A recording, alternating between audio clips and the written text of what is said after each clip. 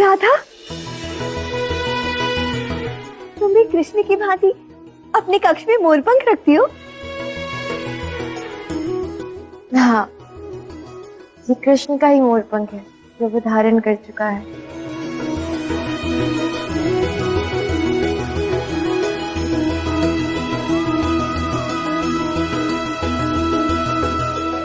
कृष्ण का धारण किया हुआ मोरपंख?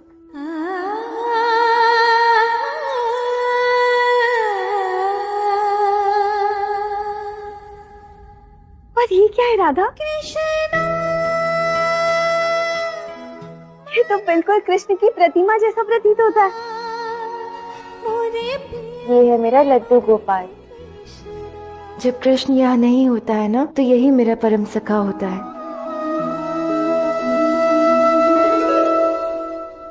राधे राधे। और ये है हमारा शोका। कृष्ण ने मुझे उपहार स्वरूप दिया था। तुमसे मिलकर अति प्रसन्नता हुई। राधे राधे।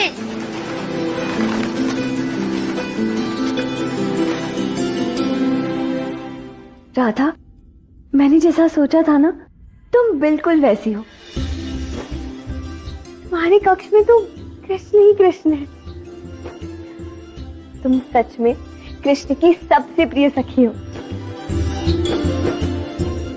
अच्छा, वैसे ये तो बताओ, तुम कृष्ण के विषय में इतना सब कुछ कैसे जानती हो? इतनी रुचि क्यों है कृष्ण में?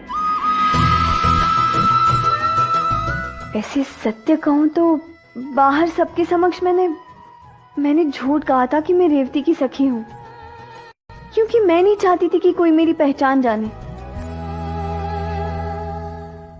तो सत्य ये है कि तुम रुक्मिणी हो। तुम विदर्भ की राजकुमारी रुक्मिणी हो, है ना? हाँ, किंतु तुम्हें कैसे पता? बस ये समझ लो कि जो कृष्ण से प्रेम करता है, उसकी आहट को मैं पहचान लेती हूँ कि वो कृष्ण प्रेम में है। और तुमसे मिलकर अत्यंत प्रसन्नता हुई मुझे। मैंने तुम्हारा पत्र पढ़कर जैसी कल्पना की थी ना, तुम इतनी ही सुंदर हो। तुम भी बिल्कुल वैसी हो जैसा मैंने सोचा था राधा। सुंदर, शालीन और मृदुल। मेरे जीवन में आज जो कुछ भी सुख है ना, वो केवल तुम्हारे कारण है राधा। केवल तुम्हारे कारण कृष्ण मुझे बचा कर लाया। तुम्हारे ही कारण मेरा विवाह, मेरे जीवन के प्रेम कृष्ण से संभव हो रहा है।